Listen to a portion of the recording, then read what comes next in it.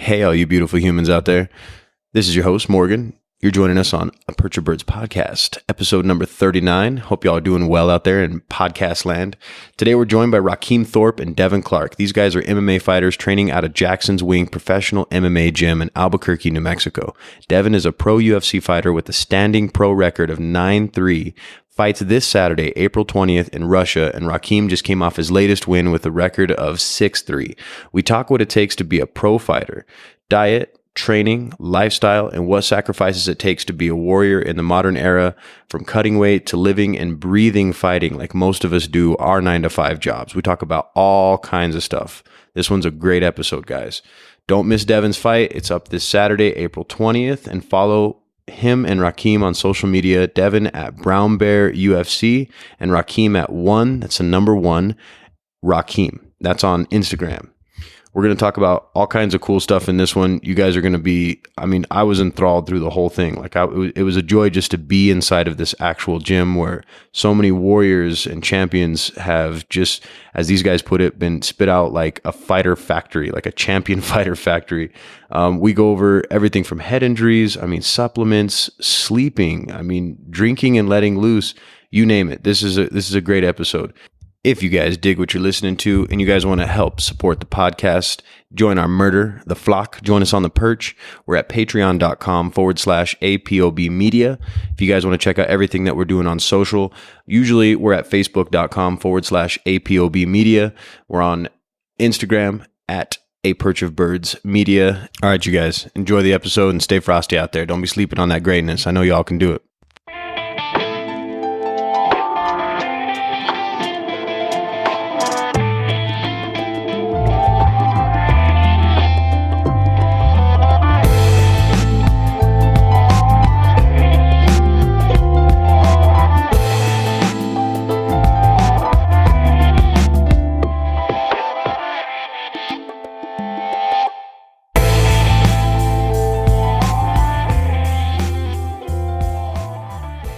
Well, we are live. Welcome to A Perch of Birds podcast. I got Mr. Rakim Thorpe and Devin Clarke.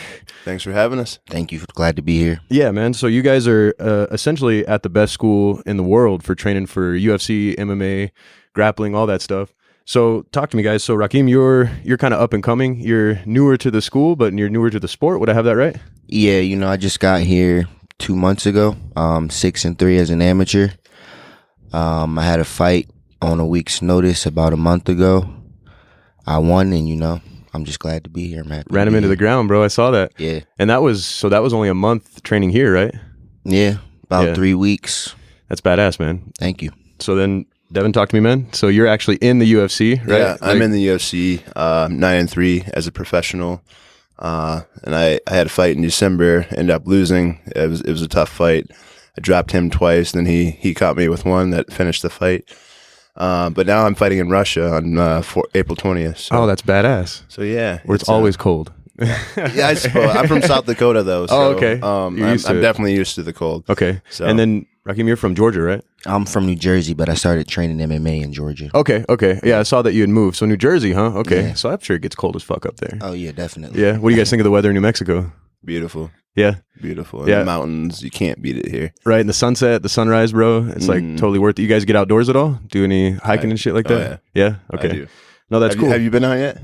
Yeah, I went to the Sandia Crest, I was 10,000 feet up, but I didn't really get to enjoy a summer yet because I came out here in the winter, so Oh, yeah. Well, you'll see it gets hot as fuck. What's nice, though, is it's dry heat, which is really comfortable compared to, like, just about anywhere else. Like, Arizona is too hot, even though it's dry, you know what I mean? But, like, everywhere else that you go down south, you're going to end up, it's just wet and sticky. I'm sure you know what that's like in Georgia, bro. It gets really humid in Atlanta. Yeah, you get out of the shower in the summer and you stay wet, like even if you try to dry off. So you guys are training here at this school. So this is like, I guess it would be a little bit different than what you guys were training for altitude wise. Is it complicated to train here? Like, was it hard to like get used to it? You've only been here 2 months. Do you feel like that's been like a challenge for you to get used to the altitude of Albuquerque? Yeah, I came out here in shape, but after like training for one day, I was like, wow, it's really different. Yeah. It's harder to breathe. Your lungs have to work harder. So it took me about, I'm going to say after my fight, I got used to it. Okay. And when you guys are doing a lot of the training here, how much is cardio a part of your guys' deal? Is that like something that I guess like we're going to get more into the weeds on this, but in terms of overall training, how much control do you guys have of what you do? Quite a bit. I mean, the nice thing about a gym like this is there's sessions going all day long. Yeah. So if you want to do a morning and an evening, you can do that. Or if you want to do morning, afternoon, evening, whatever, you can get a lot of sessions in. But the cardio is very important.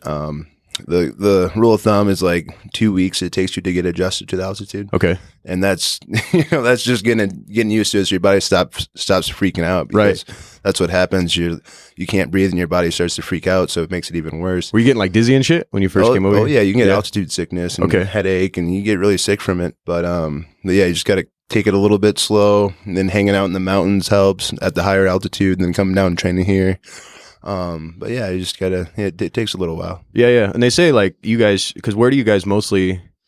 Well, you guys mostly fought. Well, you fought here, Rakim, right? So that was you were already at altitude. But where are you? So you're in Russia. Do you know how high that's going to be? It's sea level. It's St. Petersburg, so it's right. So you have an advantage then. Yeah. Okay. Usually do coming from here, unless we fight in Denver or Mexico. Okay. I believe. Sure. Because Mexico City sits pretty high. Yeah, and and the air quality is not good. So that might be the secret sauce, right? Yeah. At Jackson's, just the altitude by itself. Oh, it's definitely one of the things that why a lot of people come here, and you go train in the altitude. You get ready. Sure. So cardio is a big part of the deal. Do you guys do any sort of like races and stuff like that? Like is fighting the main game? I realize that you're, basically trying to make money off of this is your career, but in the same breath, do you guys like try to do like, Mayweather would try to do like a marathon and just constantly running, like all you see is video of him running all the time. Do you guys try to like get yourself into something outside of here? Like, I don't know, race, half marathon?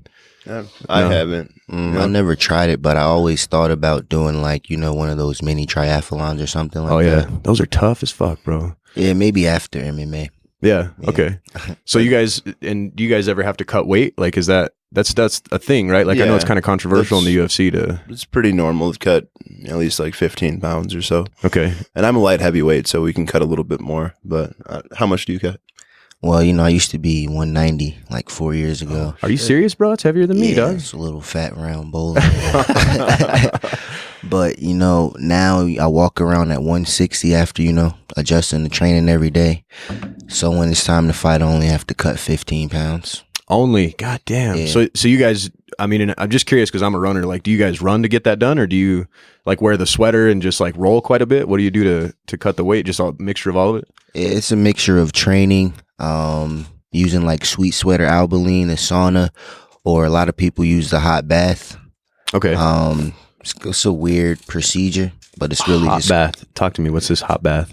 All right. So basically you take like sweet sweat or like albaline. It's like makeup remover. You rub it all around your body and you sit in a jacuzzi, and for some reason it opens up your pores and like you can lose like 2 pounds. You just blew my mind right now, bro. That's heavy. I didn't know you guys did shit like that. Okay. Yeah. So you can see like a difference on the scale doing that, right? Yeah. In like 30 minutes, you can lose like 4 pounds or more. So what I'll do, like, just, I'll go in the morning and I work in medical, but I work in IT. So I just kind of go in there to fuck around, like do my thing, but they always have scales everywhere. So because I run, like I try to keep an eye on what my weight is. So I'll go in there and weigh like 185 in the morning, and then I'll go for like a 6 mile run, 9 mile run, and I'll come down to like 179. Oh, yeah. You know what I mean? But I'm sure shitting and water and all that stuff throughout the day, that's a variance. So I guess 15 pounds isn't too bad now that you kind of, put it like that, because you just put a little bit of work in running, and then you do some of that albaline. What'd you call it? It's albaline, but like a lot of people in UFC, they use sweet sweat. It's the same thing. Yeah. It makes you sweat. It opens your pores. I have to Google this shit. Y'all just blew my mind. But it's over the course of about a week. Yeah. Okay. And then you forgot the most important thing, the diet. Right. Okay. Yeah, of course. We I use I water load. Okay. So the weekend before the fight, leading up to that week, I'll drink 2 to 3 gallons a day for like 2 days, 2-3 days, depends on how much of a weight. 2 to 3 gallons in a day? Yeah. Damn. Yeah. So you water load. And then over the week, as closer to the fight gets, you cut your water back. Okay. And then you cut your sodium too. So all the water just kind of flushes out of you. Sure. So a lot of it's already draining down, and then you usually have to cut the last 5 to 10 pounds with the sauna or the sweet sweat and stuff like that. Do you guys feel sick doing this shit? You can. Yeah. You can, but if you do it right, yeah, you'll be good. Okay, because I mean that's always it comes up. Like of course I'm a podcaster. I listen to Joe Rogan's cast all the time, and he does the MMA ones, and he talks talks shit about it basically. That's still like a thing. What could they do to fix that? What would be a difference in that? Just create more weight classes, right? Isn't that the idea? Yeah, I suppose more weight classes, but also people having more knowledge of how to cut weight. Like safer. Yeah, because like when I do it, I still eat 3 times a day. Right. Okay. Even the day before weigh-ins, I'm still eating 3 times a day. But some people they'll not eat for almost the whole week, and then they'll not drink. That they won't do the water load. So then they're really just cutting 15 pounds of water without. And it's unsafe that way. Right. And you're just getting dehydrated. So. Yeah.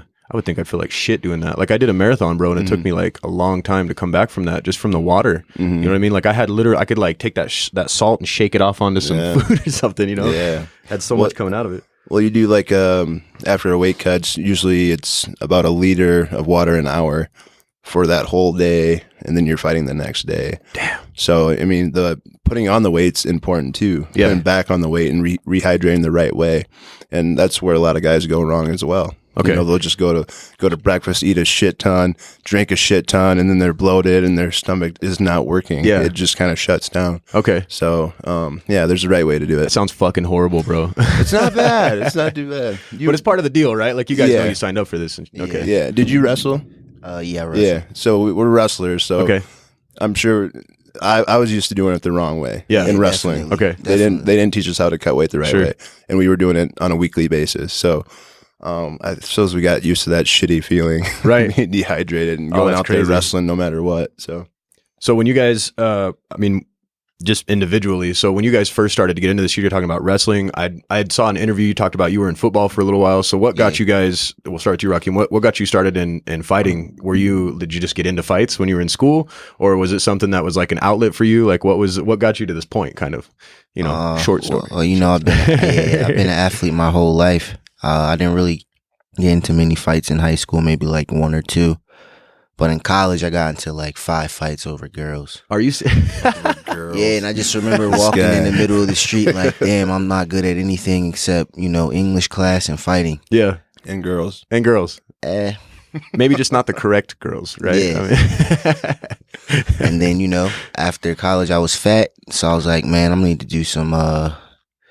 I need to work out or something, but working out sucks, so I'm going to try MMA out.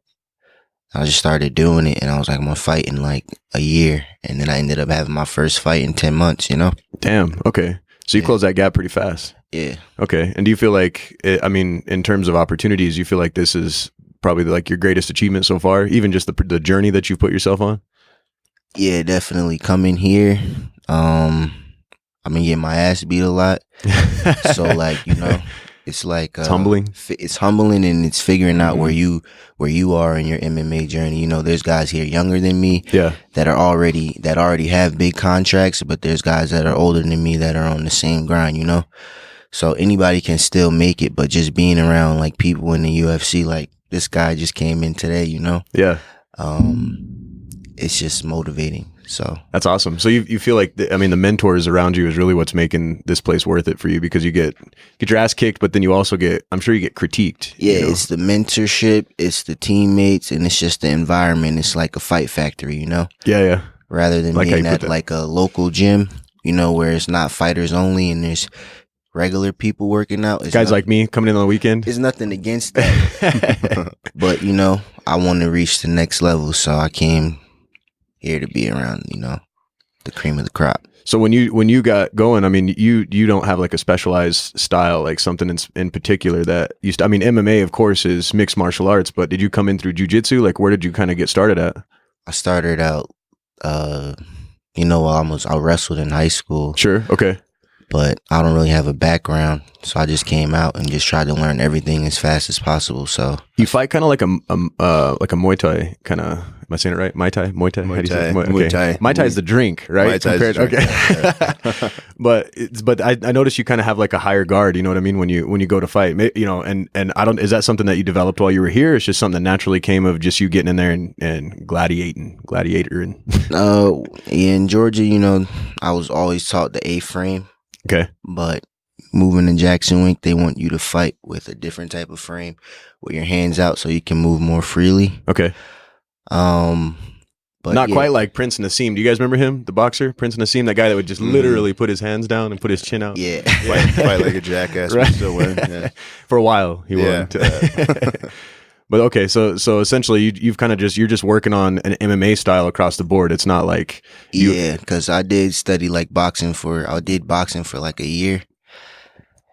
And when you have your hands close to your face and high up, you're successful to getting taken down by, like a wrestler. Sure. So if you have your frames out, you got a better chance of, blocking things and being ready for anything coming at you. That's interesting. All right, Devin, talk to me, man. So where did you get your start in fighting, man? Was it again? Were you over girls or what was it? Nah, No? I've never been in a street fight in my life. Are you serious? Yeah, I learned boxing at a young age. Okay. I started boxing when I was like six or seven, and then I started wrestling when I was 7. So wrestled my whole life, played football, all that, athlete, and then I wrestled in junior college, and after that I did 2 years. And I won a national championship in that and wrestling. And then I, started smoking too much weed and stuff like that.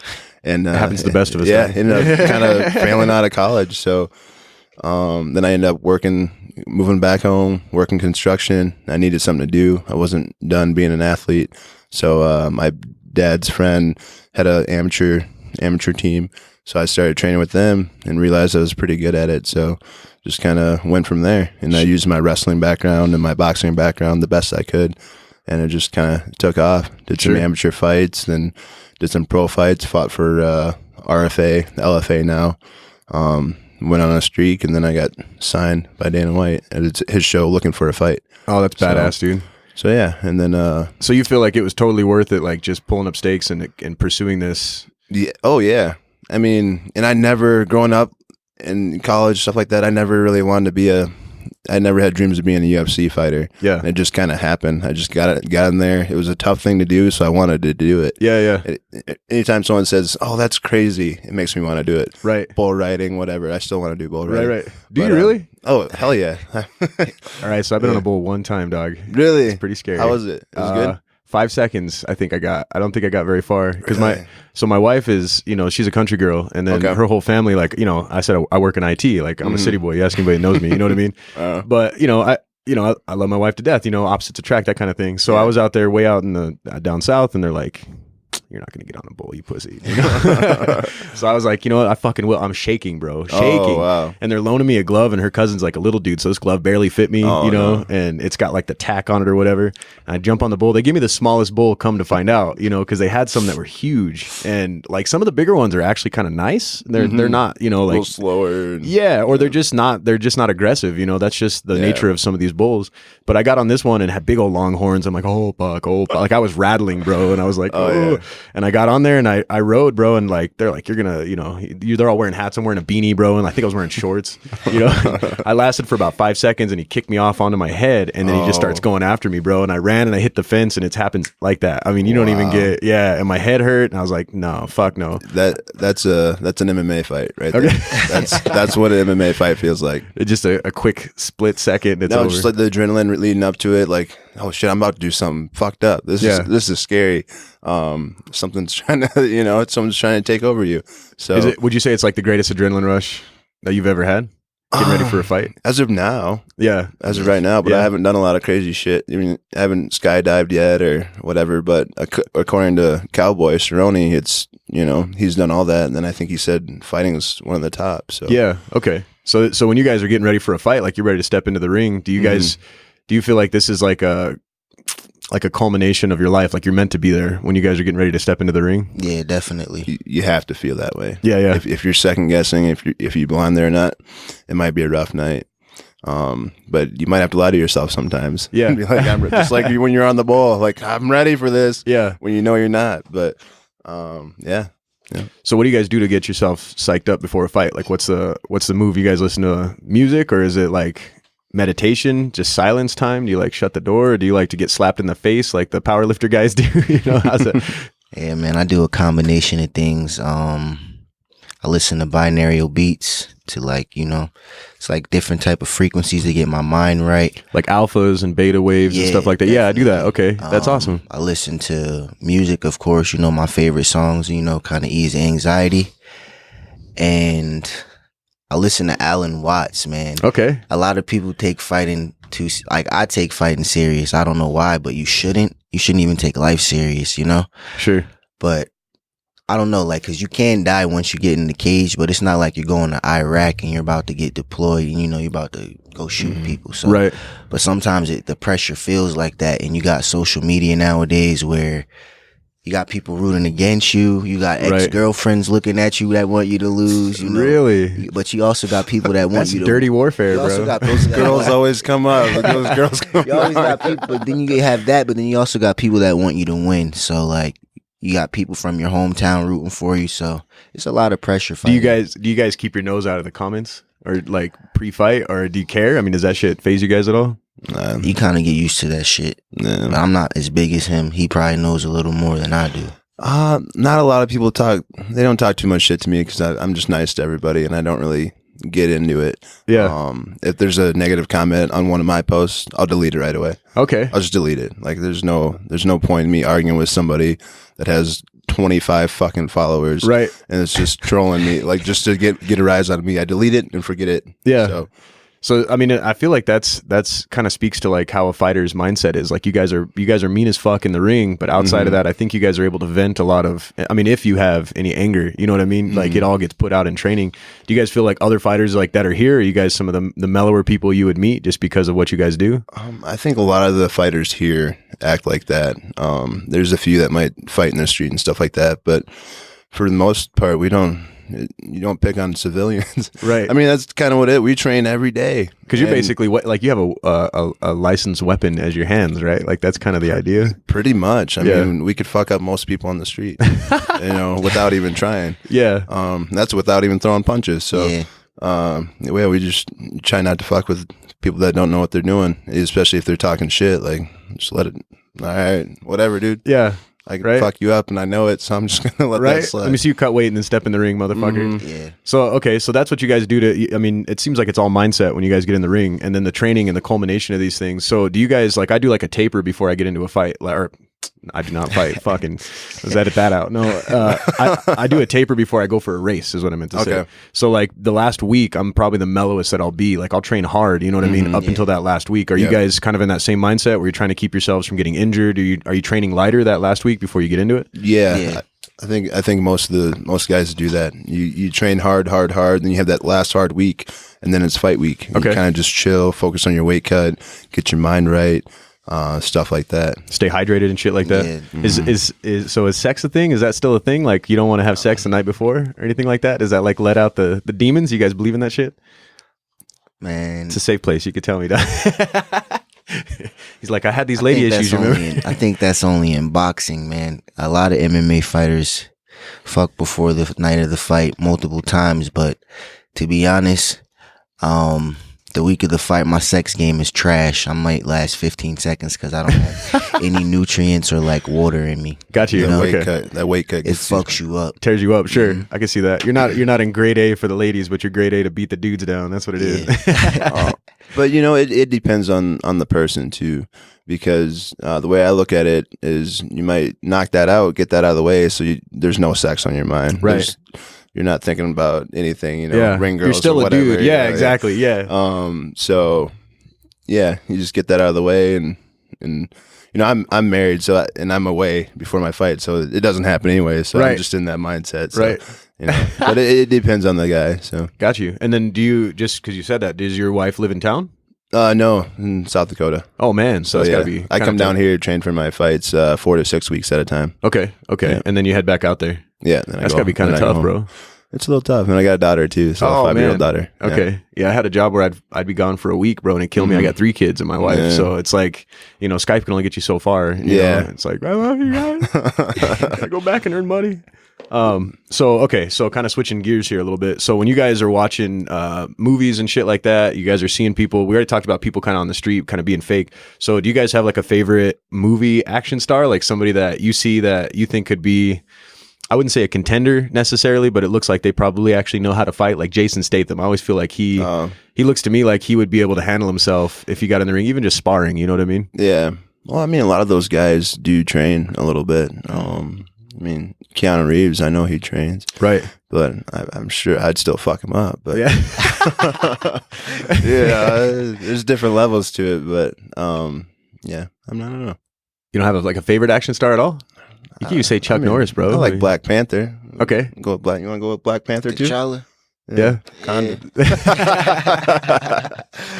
I dig it, man. Well, I'm sure that, like just the training that goes into that, like Michael B. Jordan, right? Yeah. When he was doing his thing for Creed, bro, like I was watching a bunch of his training stuff, and he was training with like basically a fighter's mentality, because of course he was getting into boxing, but granted he wasn't taking hits, which I think that's a whole nother story is when you're actually sparring compared to just looking like you can fight, you know what I mean? Yeah. But, so when you see these guys train, does it ever, do you ever like, do you guys have like the Rocky song playing in your head or anything like that when you guys are, is this, because it sounds to me, of course, you guys are my first UFC fighters I've ever interviewed, but it sounds to me like it's completely your own independent game when you guys have your mindset. But do you have influencers like that? Like somebody you thought of, like Mike Tyson growing up, like somebody that's like, that you look up to, that's like I don't know. Now they're like a movie star or a TV star more than they are a fighter. You know what I mean? No, I mean, I think Mike Tyson's at the top of everybody's list as a fighter. Sure. If you're an MMA fighter, boxer, whatever, Mike Tyson's inspired you at some point. Yeah, throwing bags of bricks from his hands and shit. I mean, he's legendary, and seeing what he did coming from where he came from. Yeah. Everybody wants to be Mike Tyson, right? That knockout guy, right? And then have the mouth that Muhammad Ali had, bro. Yeah, I wish I had that, but I don't have that charisma. So that's a good thing to get into. So what about like talking shit before a fight to the other fighter? Is that something that you guys get into? You see a lot of it, and I want to get into more into the weeds with this later, but you see a lot of it in like the higher up you move in the spotlight in like UFC and even just MMA across the board, even like Bellator. But like it seems like they spotlight a lot of these conflicts that people will have. Do you guys try to get into your opponent's head before you guys fight? Is that a legit thing even at your guys' level? Yeah, I mean it depends on the level. Man, where you're at right now, what do you think? Ever since like back in Georgia, it's worse than here. Like people in Georgia, like there's like a community where you can go and post shit and like tag fighters. I never been really the shit talking type. I'm kind of a quiet, laid back guy. I like to let my performance do the talking. Sure. But ever since Conor McGregor came out, like even I was captivated by it, like in 2013, the first time I seen him. But like they just follow after him, they and it sells fights. They say it sells tickets talking shit, but sometimes it can backfire. Like look at T. Woodley and Kamaru Usman. Right. If you listen to that press conference, Tyron Woodley was saying crazy shit like I could tap you out, I could submit you, I'll knock you out if it goes to the ground. Yeah. And then he gets out there and gets stuck against the cage. He's flat. So overhyped himself. So that kind of shakes your own thing, because I always wondered. I guess it wouldn't be scripted, but I wonder if like you got like Dana White, like, hey, feel free to talk some shit. Of course, it's a promotion. You gotta sell tickets, Yeah. So yeah, a lot of these guys now, especially UFC, you get top 15. They think they kind of have to, and they think that's the norm now. You got guys like Askren and Colby Covington. They think it's all right just talk shit freely. And then this past weekend, was it Game Bread fighter? Jorge Masvidal. Masvidal, dude was started to talk shit to him, and he pieced him up in the back after a fight. They both just won their fights, and the dude started talking shit, thought it was just routine, like, oh, this is what we're supposed to do. I want to get that fight with him, so I'm going to talk some shit to him. And Masvidal said, he walked up to him, and he had his hands behind his back. Then the other dude put his hands up like he was going to fight. And Jorge he let off on him. Damn. Hit him with the 3-piece and a soda. He said, pop, pop, pop. Left the dude bloody. Oh, and this was after he winning a fight. This is backstage. And everyone's like, oh, shit. But that's what talking shit gets you if you're dealing with a real person. Yeah. A real motherfucker. And some of these fighters are. A lot of them aren't nowadays. They talk shit. Oh, let's hype this. But like some of us don't get down like that. Right. So, I mean, I'm wondering if like, do you guys feel like these guys will work out through their camp and then through their area? Like, you know, you kind of become the top in your camp and then you come and then you go against the top in other camps, like in these fights. And then they find out like, oh, fuck, I'm not the baddest in the world. Maybe out of wherever I was at, you know what I mean? And then kind of get humbled. we don't have that problem here. We're at Jackson Wink. This is the best gym in the world. We got the champs. I mean, we train with the best in the world, literally. So we get humbled here, and then we go fight the other people. So you feel like there's like a nice camaraderie here, like oh, absolutely, that's cool. Absolutely, even the highest level here, they're still willing to help and stuff like that. And but the thing is, we see this before the fight, and we see the best fighter in the world before the fight. So right.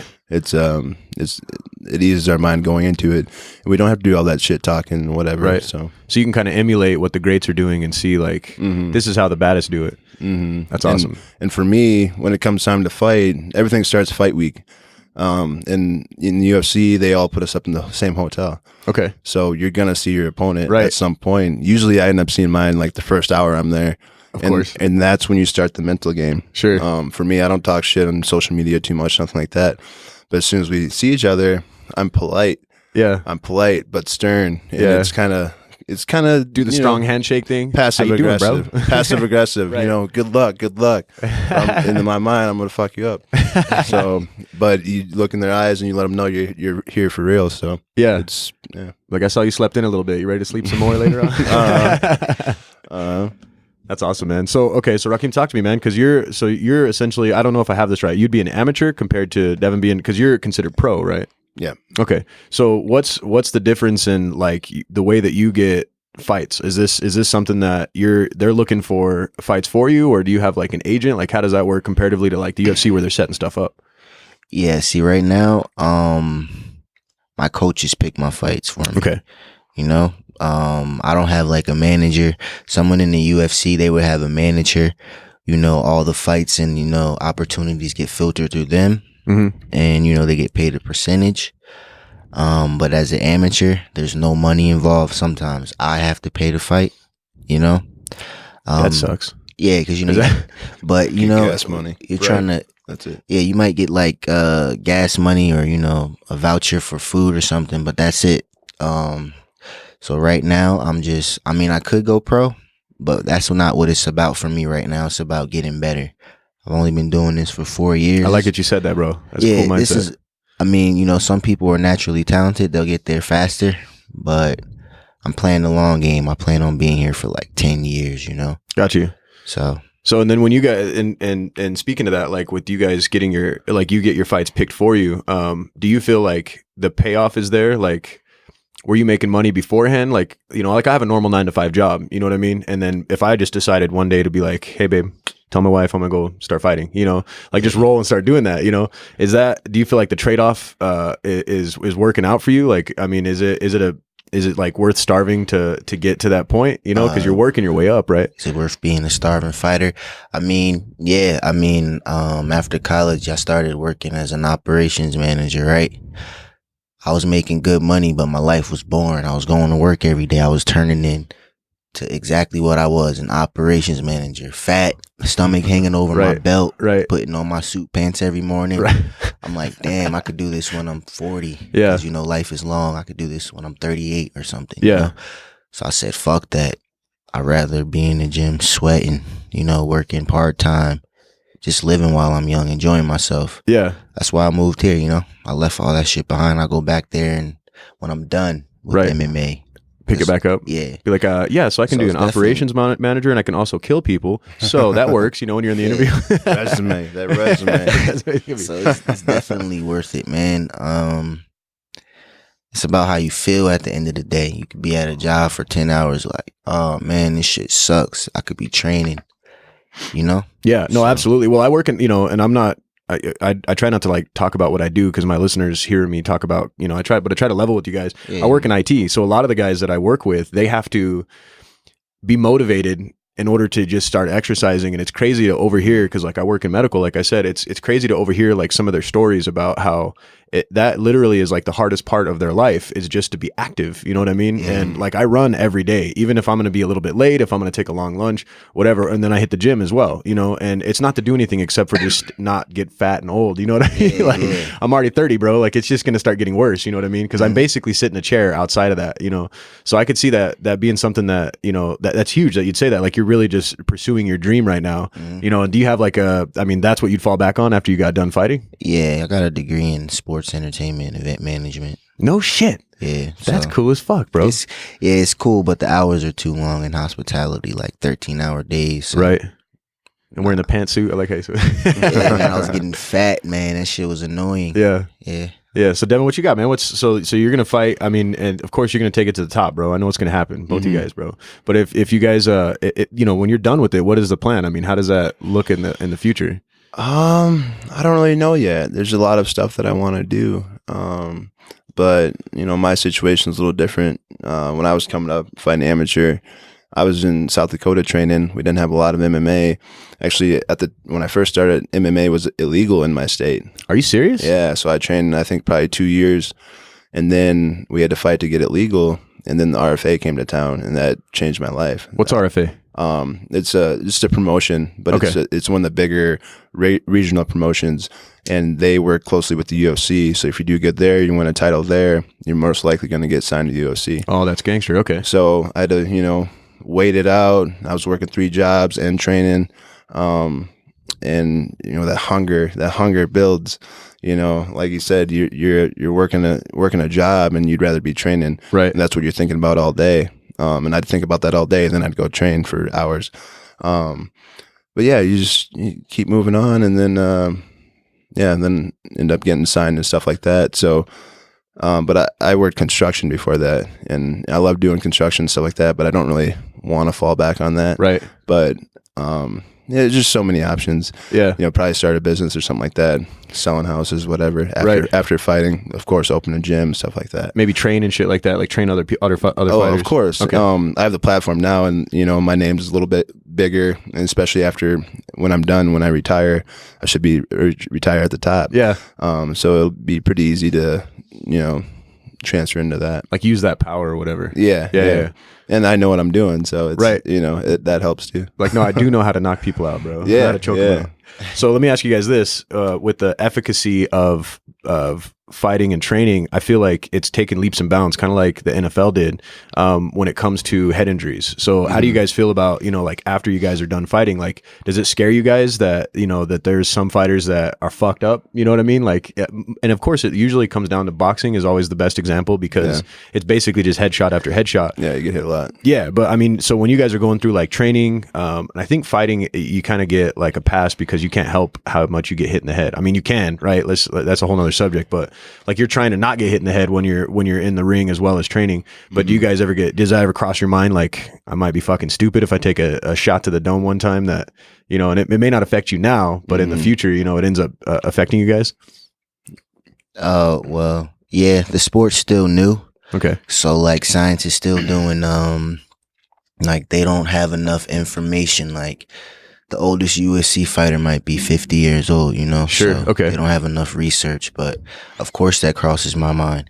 But with boxing, like you said, it's constant blows and trauma to your head. Right.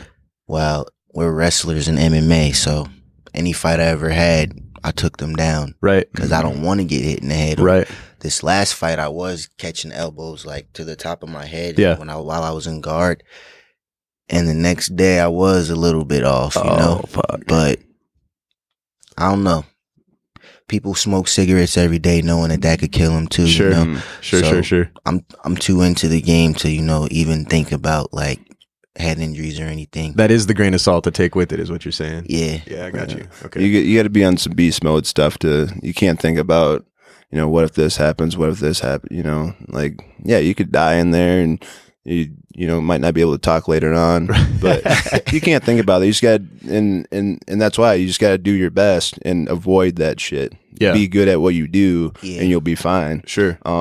But if you're in there, you're taking a half ass and you're just getting hit all the time, you're like, oh, I'm going to block shit with my face. Yeah. No, get better at defense. Stop his fist in my face. Yeah, get better at taking people down so you don't have to, you don't have to worry about that. Yeah. And, you know, being wrestlers, I think that kind of how we approach things too.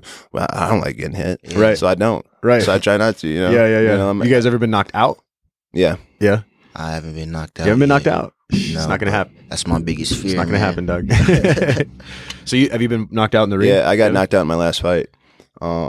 And I woke up like 45 minutes later. Oh, Well, I was walking around. I walked out of the cage and everything like that, but my mental wasn't there. Yeah. I started remembering things about 45 minutes later. got you. And I think that's like my first concussion ever. But you hear about guys in high school, even in football, that happens to them in high school football. And they've had like 4 or 5 of those. Right. So I'm 28 now. That was my first one. I'm fighting at the highest level, so I should be fine as long as that doesn't become a habit. Yeah. Hopefully it doesn't become a habit, Right. getting knocked out. So, but I've just trained hard and you'll be all right. Yeah. So do you guys, I mean, and do you feel like you got gun shy after that? Like Hell a little no. bit? No? Okay. Hell no. Okay. The worst that could happen, well, not the worst, but, in my mind, getting knocked out, that's one of the worst things that can happen. I think Right. for all fighters. It's happened already. Yeah, It's whatever. been Okay. there, had Don't it have to done. worry about Okay. that anymore. I know what it feels like. Yeah. I don't want that feeling again. It's not going to happen ever again. Right. So, nah, not gun shy at all. Still going, doing what I'm doing. I've gotten cleaned out twice. Oh, really? Yeah. What I Yeah. used to, so, again, my listeners have heard me tell this story, but we used to drink and party when we were underage at a house that we had, me and a couple buddies, and we thought it'd be cool to just basically bring 30 packs, and then we had 16-ounce gloves. Oh. No mouthpiece, no headgear, and after everybody sauced, bro, it's like, who wants to get in the middle, Mhm. And then we'd get down, and like I remember I got hit and hit a wall, and I didn't completely lose consciousness, but I just remember my legs going, and hitting the ground. And back then it was like, oh, you're tough, get back up, do it again, and like I'd never, podcasting wasn't as much of a thing. There wasn't as much visual on the for a layman like me that's not actually fighting, you know what I mean, or doing something like that, bull riding or anything like that. Yeah. There was no like visual on that. And then I went to a party one time and I was really fucked up, and I decided that I was going to box a guy that just showed up sober as a bird. Oh, and no. dude just hooked me, and I just remember waking up on the ground, like there was all these people yelling and everything, and then like I wake up and I'm laying on the ground by myself and everybody's back at the fire, I was Damn. like, fuck. So that, The worst and- feeling. yeah, dude, and I get some weird like little twinges and shit, and we're all, we all age or whatever, but I always think about that. I'm like, fuck, was I dumb enough to have just walked into what could potentially be, a life altering issue later on in life, and I don't fight like you guys do. That was just my high school years, Yeah. but I still think about that. Like Joe Rogan had Dale Earnhardt on, and of all people, bro, he's had like 15 concussions, something like that, just from car crashes, and he got to the point where he had to like do all these. Did you guys listen to that podcast? Either one I of you guys? didn't get that No, one. very interesting. Like you would never think that he would have as many issues, but it was a huge portion of the podcast is him talking about head injuries, and Rogan was trying to like equate that to like fighters, and I think like you said, it's more like football and boxing. Even like rugby has less head injury rates than football does. Yeah. Do they are they? Is there rules in the UFC even at the UFC level and the amateur level? Is there rules where you can't hit certain ways? I mean, I think aren't you not supposed to be able to take an elbow to the head somehow? Amateur's a little different. Can you elbow? In New Mexico, you can elbow to the head and you can knee to the face, but you can't hit anybody in the back of the head in any combat sport. That's a soft, sensitive area for humans. Sure. Yeah. Knock them down. Or a 12-6 elbow is illegal. Okay. And that's just where you come straight down. Right into the head. top of them. Punch a hole into them and shit. Yeah, and if they're grounded, you can't kick them in the face or anything like that. You can't knee them in the face. Sure. So Or Muay Thai or Muay Thai. I can't fucking say it. Muay Thai. Muay Thai. Muay Thai. Because they'll like kick them when they're going down, like, you know what I mean, like that, and that's a totally different kind of sport. So I guess MMA is kind of nice because it's got built-in little rules to at least keep you from getting completely fucked up. People have died though in UFC, right? I think a few. Yeah. But I think those were like heart attacks, and I think one guy got knocked out. Yeah, and heart died, but- attacks, concussions. I feel like maybe like one MMA fighter a year dies, That's crazy, but it's usually like a Or chance boxer. thing. That's not like typical. That's like a 1% kind of thing. Yeah. That's interesting. So I guess again, I'm switching gears, kind of what I do for the podcast. But so you guys are training, you guys are doing all this stuff. We've talked about a lot of it, but what do you guys do for weightlifting and shit like that. Is that a big part of it? Because we talked about cardio, talked about you guys getting into it. I noticed, Rakim, I saw you doing like a lot of like lifting, and you were doing like powerlifting, you know, and you're built like a pit bull, bro. Like just the way that you get in there. So like how much of that do you guys integrate? And I realize that must make you heavier, you know what I mean? So you've got to take that into account, I'm sure. But how often are you hitting the gym within like, I don't know, a week or something like that? You know, it's not as frequent as football, you know. Okay. Like in football, you power lift, you like bench, squat, clean, push, jerk 3 times a week, you know, to maintain your power and explosiveness. MMA fighters, they're not supposed to be bulky, but you know, some of us are. So we use it to our advantage, but we do different workouts. We don't like do powerlifting. Like when I was 17, I could deadlift 585. Fuck, you know? bro. I can't do that anymore. Yeah. Because, you know, I'm a different type of athlete. It's more about, you got to have a slender build so you can move faster in MMA. And twist and get around shit. Yeah. Like that's what I always noticed about Brock Lesnar, bro. Like, dude, I mean, granted, he's like a heavyweight, but like, dude is yoked. And like, I don't know how the fuck he even, for one, wipes his ass, but for two, like how he gets bent around, you know, when he's on the ground. I realize that his game is all power. You know what I mean? So you feel like, in your personal opinion, like your style is what dictates how much weight time that you put in the gym. Yeah. Okay. I mean, a lot of the, you know, high level fighters, they go to the performance ranch here in New Mexico, and they have people, you know, that guide them through their workouts. But me, I just, I use what I learned from, you know, every coach I had, you know, I use their strength and conditioning tactics. Right. So, but it's not heavy weight. It's more like, interval training or like, multi-step, workouts, you know? Do you mix in like CrossFit and shit like that? Nah, but a lot of fighters do. Okay. I keep it simple. I use weights, kettlebells, and the treadmill or bike. Treadmill. Fuck that, bro. It kills my knees. Oh my God. I can't do it. I'll run on that thing one time, bro, and I'll be down for like 3 days. Oh, man. Yeah, you should use the bike then. Yeah. Well, see, so now I've gotten to the point where, because I used to run half marathons all in toe shoes, like entire half, you know, all my training, everything was done up to that point. Then I did a full marathon like that and fucked myself up. So I quit doing that, and now I run in like shoes, but I have to run outside. And I think it's residual from that race that I did. But every other day, I'm switching off on the bike to try to keep the impact off. You know what I mean? And I've been wanting to get one of them fancy CrossFit bikes where you do the arms at the same time, where they call it the wind. Oh yeah, Airdyne or whatever. Airdyne, there you go. Yeah, you know, and a lot of guys talk about that, but just the gyms I go to don't have them. You know, I'm cheap. I go to Planet Fitness. So talk to me, Devin. How much do you get in there? And you guys are different weight classes, right? Yeah, I'm 205. Okay, I'm light heavyweight. 145. Okay. Oh wow. Okay, so there's a big difference there. You know, my perspective is a little different. I do a lot of the powerlifting stuff, deadlifts, but it's controlled, and we're not going out there to set records when we do it. We do it for, you know, we have a certain goal in mind to be quick, and we do it quick and explosive. If it's a slow, grindy lift, no, that's not what we're doing. I might deadlift 500 pounds, but I'm doing it explosive, and I'm doing 5 of them. Right. You know, so that's a powerlifting rather than like bodybuilding, I guess, because bodybuilding you're getting bulk, whereas you just want to get explosive, strong. You want to be strong as shit. So I do a lot of heavier stuff. You know, a couple months out from my fight, but now I've switched gears. So now I'm in fight camp, and I go over to the performance ranch, like you said, and we do a lot of, you know, the different interval stuff and working on the flexibility, shoulder mobility, hip mobility stuff, and moving explosive. Sure. Using that, what the muscle I gained from weightlifting, I'm using that now, and I'm using my explosiveness, and like my legs are, you know, they're goddamn. Yeah. Y'all can't see, but that's fucking ridiculous.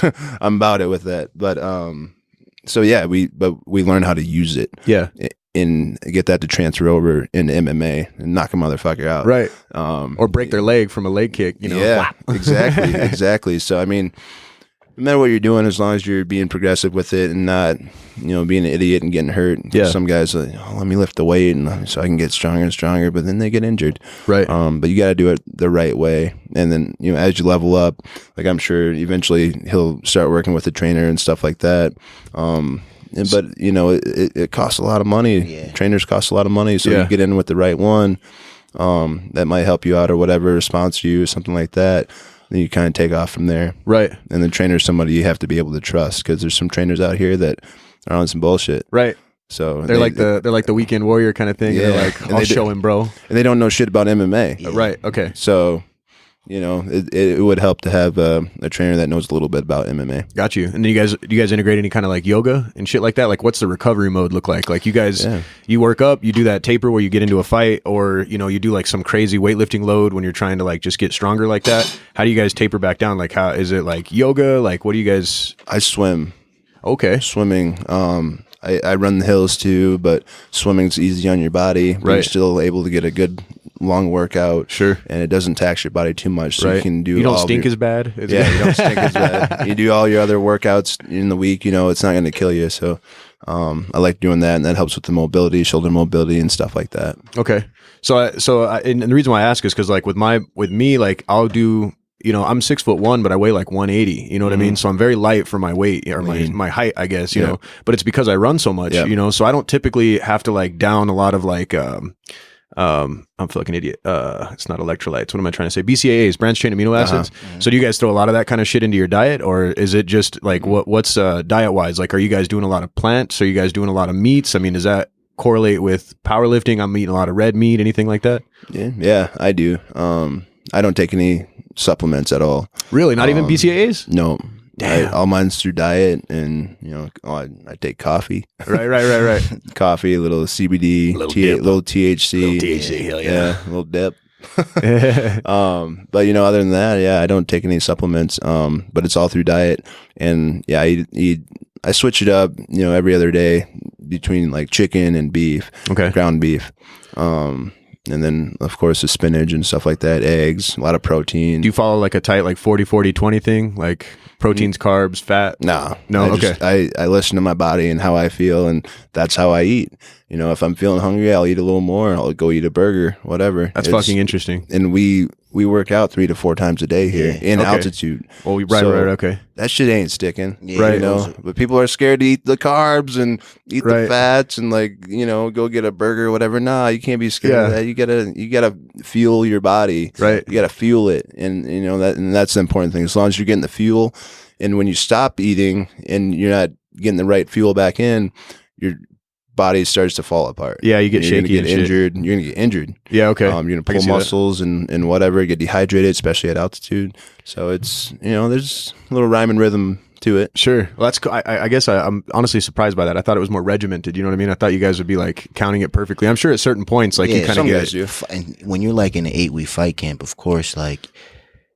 But even Floyd Mayweather, when he's in fight camp, sometimes he has to stop and get a Big Mac. Right. Taco Bell. Right. Right. You're like, what is he doing? Oh my God, he's got a fight coming up. Yeah, but you work so hard, your body it's like putting gas in a car and driving it really far. Gas is gonna burn off. Well, I have I just started running with a watch because I've always done I quit smoking by running.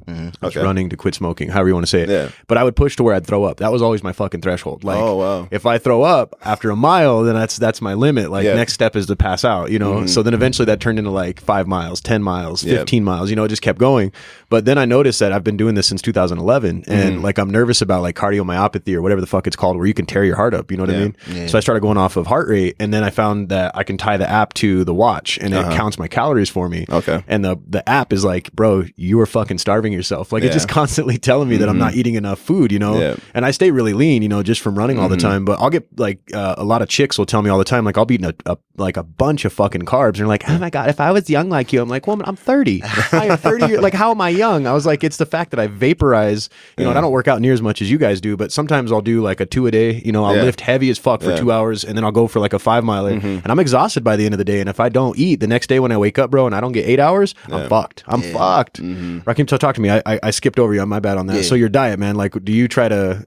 You were talking about the fight camps, but do you have like a specific way that you like to eat or train? And the only reason why I'm asking is because I had a gentleman on the podcast before, Mr. Patrick Ryan, my boy, and he's a professional fitness trainer. Okay. So I tried to get him to come down on a specific type of diet. Like, I don't believe in like keto and carnivore and all that dumb shit. Parts of it make sense, paleo, the whole bit. But I don't like diet. I like lifestyle changes. Like people always ask me like advice. So you don't prescribe to a specific diet type. You're just kind of the same thing. Like, you just feel off your body and then just feed it what you need, like hungry eat kind of thing. Well, when I first started, like I was fat, so like I had to diet. Right. Okay. And it took me like 6 months to start listening to my coaches. He's like, man, just eat this every day. Yeah. Grilled chicken, brown rice, and sweet potato. He said every day. And that's what I started doing.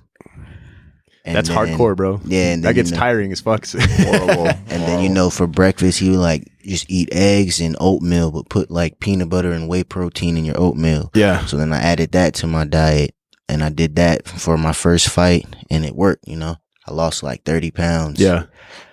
Damn, man. And then eventually when you just start fighting and you keep having to make 145, you just know what you got to eat. Sure. Mm-hmm. So, but I'm sure you cut out like sodas and excessive. Oh yeah, I don't drink any soda or anything. Like I just that. drink water every day now for the rest of my life. Yeah. It's a bitch some days for me to get a gallon down, bro. I try to do a gallon a day, and some days I'm like, fuck, You have to though, especially when you're running like you run. And train like we train. At least a gallon a day. Yeah. And to sleep. Right. Yeah, that's a big one. I'm glad you brought that up. So do you guys make it a point to get your 8? I feel bad because I kind of felt like I was waking you up, dog, like a little early. Yeah. I showed up this morning. Man, I get off of work at 12, so I got my 8. I just was a little late, Okay. But yeah, I definitely get my sleep. I like to use indica to fall asleep. Okay. Even though indica.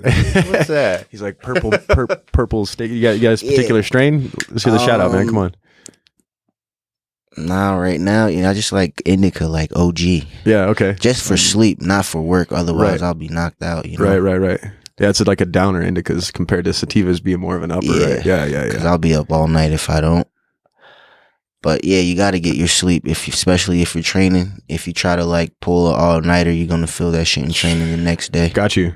So you guys don't party like excessively and shit like that? I mean, how much does drinking play in your guys' diet?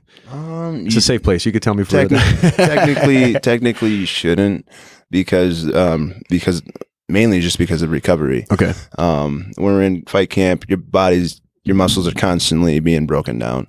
And if you have a sip of alcohol, one beer, that's adding to that recovery time. Because your body can't really recover when you have alcohol in your system because it's trying to fight that alcohol out. Okay. So it's taken away from that recovery. Too many toxins to bleed or whatever. Yeah, okay. Exactly. So you don't want to, you can take a break here and there. You want to go out one night, get drunk, you have a few drinks, whatever. But you got to kind of earn it too. Right. So put the work back in the next day. Or the day before and the next day. Yeah. Right. Get those toxins out as soon as possible. But it also helps the mental just going out and having a little fun. Yeah.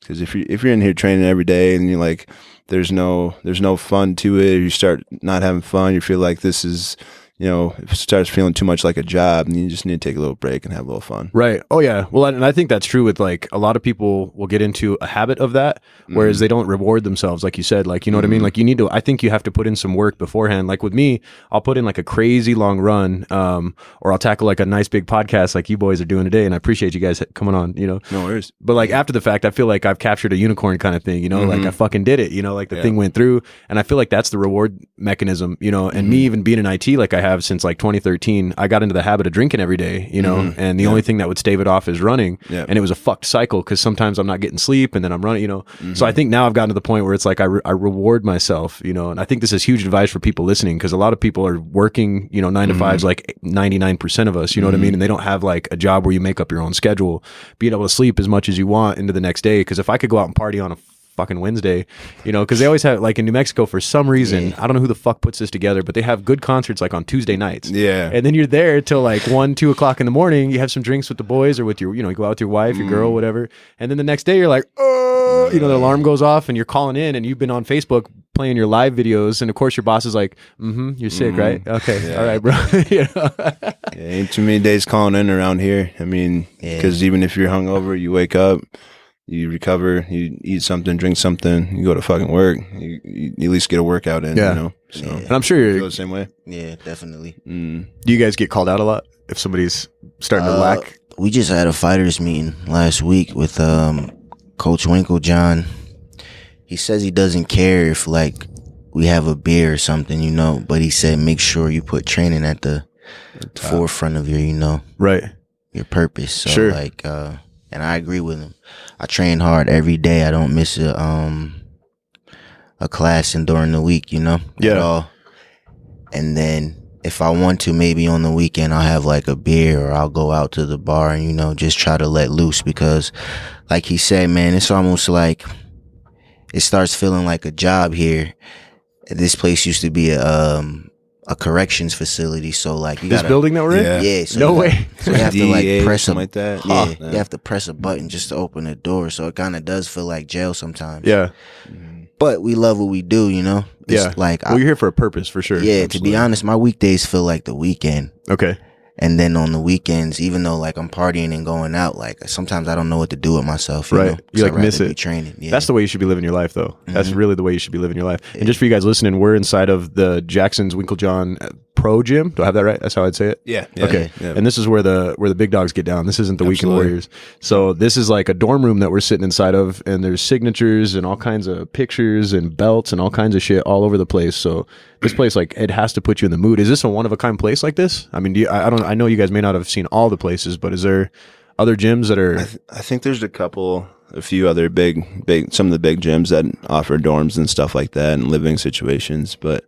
Like this is one of a kind. I think with it being the old DEA building or whatever it was something like that.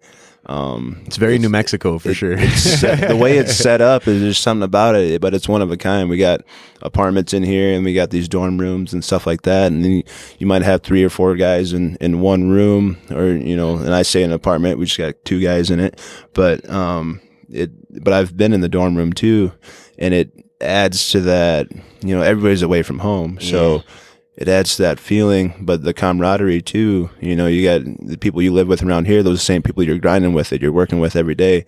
So most of the time it equates to people pushing each other, right? Holding each other accountable. Because you guys are here for a reason. I mean, you're not here to fuck off, right? Okay, you see your roommate getting up and getting it in. You might get up and get it in too. Exactly. You know. And this is a question that actually a buddy of mine had sent in. Shout out Jared, but basically. And you know, it's a weird one, but with what's happening in 2019 with gender equality stuff, do you guys see something happening like a girl versus a guy, if not amateur, but maybe in UFC? And then additionally, what do you guys think about like transgender stuff, like a dude converted to a chick, being a chick, you know, and then going to fight in the girls' side or the women's side? Excuse me, I don't want to misspeak. And the women's side of MMA. What is your guys' opinion of that? Or not having an opinion, which is cool. You want to go first? I got an opinion about it. Yeah, well, that's already happened in boxing. Okay. A female boxer, she boxed a guy, whooped his ass. No way. Yeah, but my opinion on it, honestly, growing up, you all know that guys are naturally stronger than females, so I just don't think a guy should be fighting females. Right. Like even a transgender individual. No, I don't. Yeah, because it's Right. just scientifically proven that men are naturally stronger. Right. Even in animals, the male is usually stronger than the female. Right. And counterpart. when you look at like military, all of the specs for getting into the military, the guys have like a huge leap and bound of a difference. Like the bar you have to hit in order to just get accepted to the military is much higher than women. You know what I mean? So I think if you're reversing those roles, even if you went and had this surgery and it's a personal decision, whatever, I think to me that's just biologically it's not cool. You know, there was a story that how was it? It was a boy that had converted to a girl and was wrestling girls. Yeah, and he was dominating. Yeah, and it's like I thought that was dirty, man. Like it's cheating. That's fucked up. I mean, you got that's a boy. Yeah, wrestling in a girls' division, and you know I know women are strong individuals, but science. You know, science is science, and a man's a man, a woman's a woman. Science doesn't care what you think. Yeah, and that's why there's different. You know, that's why there's different leagues. You know, you got women's stuff and you got men's stuff. Yeah, just because and that's why a man's going to get in trouble if he beats the shit out of a woman. Right. Yeah. You know, and sometimes if a woman beats the shit out of a man, right, it's what you know. It's it's whatever. So you know, a man's just like you said, naturally. Physically a bigger person and stronger most of the time. Now, there's women out there that are strong. I know that are stronger than a lot of men, but overall, you know, a man's stronger than a woman, and especially, and they're doing this stuff in high school, in grade school and stuff like that. Like, no, like you can't do that. I mean, it's just not right. Like if my daughter wrestled and she had to wrestle against a boy that wants to be a girl, like, no. No. Like of course you won, motherfucker. I'll beat your ass, little boy. I don't care if you think you're a girl or not. That's huge, man. Well, and it's not that I was trying to go one way or the other. I just wanted to get your guys' conversation on that, because that's how I feel. And I think a lot of people that know what fighting's about, it's one thing, but then you got like your triggered college level, and I hate to use this word, but millennials that are, kind of in that same mindset that is very liberal, and delusional, I'm kind of liberal. Man. It's yeah, for sure. I mean, I get certain points, but at some time you just got to stop lying to yourself and be like, it's because it's right there, it's black and white, right. Because a converted man to a woman going to the gym is going to get a lot bigger. If she would be, lifting quite a bit after the change, because your body's still producing those hormones. Exactly. You're genetically created to, bulk, Yeah. No matter how much you fight it, you're still a man, right. Right. It's So that's a fucked up tangent. That's my bad. But you were saying something about the gym, man? Oh yeah. Just in the same theme as the podcast, a perch of birds. And we were talking earlier about how there's different levels in the gym and how different people interact and stuff like that. There's a little bit of a pecking order, and but we're all here, and we all tend to correct each other or help each other out or whatever, but we're all in the same fucking perch. gym. Yeah, the same fucking gym, the same perch. So that's really, a good way to sum it up of everybody that's here, a perch of birds, because we're all doing the same shit. Yeah. We're fighting, right? We're all doing the same shit here for the same reason. But we all might have a little bit of different mindset, but there's, like I said, there's a pecking order, and the people to keep you in line, people to motivate you, and all that. So I just wanted to throw that in. And no, I appreciate that, bro. It's a good comparison. Yeah. So well, a lot of people don't get it when I first say it, but then when I explain it, and it's like, because that's what I saw. Is I saw all these finches on the same level, and I'm like, even if you got like the alpha finch, which could be like John Jones or something, right? And then you've got you guys, and even you two are on these different levels, but you're able to sit here and as equals and peers, be able to conversate about something that you both love and are passionate about. I feel like this is going to motivate some folks to even, that's one of the reasons why I started the podcast, was to kind of enlighten people that get off your ass. Normal people like all three of us here can do anything that you can think of. Just, if you dream it, you can do it. So what advice would each of you guys have for somebody that has always thought of themselves as maybe like, I can fight, maybe I got into some fights, or I'd always like to try it? What's the best advice you can give somebody that may want to start breaking into this day and age compared to what it was 10 years ago? You know what I mean? Go ahead. I would say listen to your inner voice, but also know that this shit is real. Like, if you get into MMA, you're going to get uglier. Like, I got scars on my face. You're going to get hit. You're going to have days where you're happy. You're going to have days where you're sad. You're going to cry. Literally, you're going to be happy. Yeah. But I wouldn't rather be doing anything else. This shit is fun. That's huge. It's an emotional ride. And even if I don't make it big, like, just the journey was fun, Yeah. Like, I'll look back as an old man in my rocking chair, like, yeah, man, that was fun. I would have rather did that for 10 years. And stories for days for your kids and stuff. And, just, have someone say, oh, he was a good salesman at my funeral. Yeah. Right. No, that totally makes sense, bro. That's fucking huge that you said that, bro. What you got, Devin? I would think, it's definitely not for everybody. So if you're right now, you've kind of debated it, or if you've ever thought like, oh, I can never do that, don't fucking try it. Yeah. It might not be for you, but like he said, you gotta love to do this shit. It's really hard. It's one of the hardest professions you can get into. I mean, sure. You guys are fucking professional gladiators and shit. Yeah. We get up at 9:30 in the morning on a fucking Monday and we go spar. Yeah. We go get hit in the face. Nobody wants to do that. At times we don't even want to do that. Right. But once we love doing it though. Yeah. Once you check that off, I just fucking did that. So, but if you are thinking about it and you want to be serious about it, and you want to fall in love with it, I would say give it a try. Start at your local gym. There's a lot of UFC gyms all over, and you're bound to meet a fighter that's at a little bit of a higher level, and you can kind of get an insight of how they kind of have to live their life and how they have to train, stuff like that. So definitely research it before you try to just jump into it. Or I guess, you can just jump into it and see what happens. You might love it. Hey, I didn't die. I'll do that again. but if you've had any kind of a hard upbringing, or you got in a lot of fights, but you've had to be mentally tough for whatever reason, I would say give it a try. You're probably capable of doing it if you were able to get through really hard times in your life, or you had to. You didn't have any choice. So that seems to bring about the best MMA fighters. Sure. Yeah. It's those that had to go through struggle and had a lot of ups and downs in their lives, and that can maybe handle that and are looking for an outlet and a way to get out of that life. Right. So it could be beneficial in many different ways for many different people. Do you think like a particular path, like jiu-jitsu first or anything like that, is a good idea? Because I feel like you guys really leaned into the wrestling background that you had, and like a guy like me, I've never been in wrestling. I can do very little jiu-jitsu. I just haven't done it. You know what I mean? But I mean, would you say that that's a better path, or just fucking whatever gets you in the door? For a younger person that's still going through school and stuff like that, I would say get into wrestling. Yeah. Okay. That's one of the best ways to get it going. started and Okay. get that mentality, because wrestling's a motherfucker. I mean, we learned some shit at a young age about how to be tough, how to be mentally tough, and just through wrestling and physically, Yeah. So I would say wrestling or boxing, something like that. Okay. But if you're an adult, they do offer a lot of jiu-jitsu classes and stuff like that. I would say jiu-jitsu or Muay Thai. Okay. That's cool. That's fucking huge, man. This is great advice.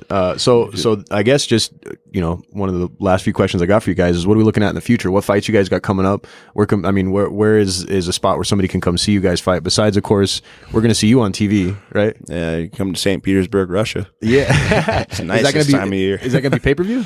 No, it's a fight night. I think it's ESPN card. Okay. But Do you know what dates? 420, April 20th. That's my. Yes, you know what's sir. funny about that? Let me tell. Besides what's obviously funny about that is that's my anniversary for my marriage. Oh, really? Yeah, that's yeah, crazy. yeah. And And you we guys got didn't married on 420. Yeah, well, and it was like one of those things where we were gonna buy a house and we were young and stupid, and the guy that was gonna sell it to us, he was like, "Yo, I'm not gonna sell it to single people because I've gotten fucked like that before." Oh, okay. Where they split up, Yeah. and like I was already gonna marry her anyways. Like we were engaged, so it was just like, well, to get the paperwork signed, fuck it, let's go. So we just went, and I didn't even snap until the day of. I was like, oh. That's crazy. So okay, so that's on a fight night. And then Rakim, talk to me. When's your next fight, man? You got something lined up? Oh, actually, man, I'm getting surgery April 5th. Oh shit. Okay. Yeah, I got a complex tear in my meniscus, so I'm going to be out for 6 weeks, which sucks because I got a lot of momentum coming off my last fight. Yeah. And Coach Joey was looking for me a fight in Arizona this past week, but I got to get surgery. I had this injury for like a year, so I'll definitely be back this summertime. Okay. So No, I'm looking forward to it, bro. I'd like to Yeah. get out and actually see you guys fight and take some fucking, like do some selfies. I'm a fangirl hard. I'll be like, hey, he's coming on the podcast. Where can we find you guys on social media? Let's put that out there. Instagram, one Rakim. Rakim, right? Yes, one the number and then Rakim. Okay. That's what I mostly use. I don't use anything else really. Okay. Yeah, I'm on Instagram, Facebook, Twitter. Instagram, I use that the most too, because other ones kind of. Yeah, I like Instagram. I'm not too bro. much into social media, but I like Instagram. At Brown Bear UFC. So Devin, Clarke. You search that, you'll find me. Okay. Yeah. So- And when I pulled up both you guys, you can find you guys just Google searching your names. Yeah. So that's badass, guys. Well, I appreciate you guys coming on and thank you. Fucking, when this comes out, bro, I really, really appreciate you guys doing this. And if you'd share it for me, I greatly appreciate Oh, it. absolutely, Oh, yeah, of course. definitely. For sure, guys. All right, man. Thank you. All right, guys.